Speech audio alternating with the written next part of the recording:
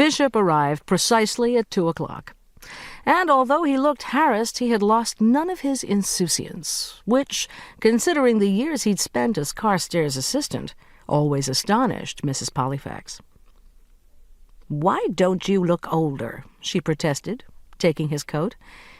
"You never do. It's disconcerting." "Nor do you," he told her gallantly, giving her a kiss on the cheek. "But in my case, I know I'm older because my push-ups are growing lazier. And when Carstairs loses his temper at me, I sometimes feel an overwhelming urge to cry." "Is that for me?"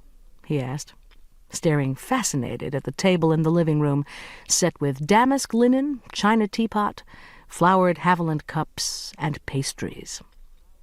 "Especially for you. Sit down and I'll pour. There are 5 eclairs." "I count 6. "1," she told him reproachfully, "is for me.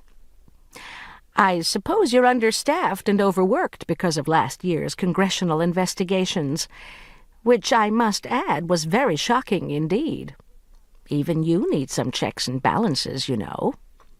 "We are not and were not being investigated," he said, sitting down and picking up an eclair. "Carstairs asked me to tell you very firmly that his department has remained scrupulous to the letter in all its undertakings." He hesitated and then said dryly, "At least as scrupulous as can be expected when our business is to gather information by nefarious means, hit troublesome people over the head, and indulge in other interesting forms of skullduggery.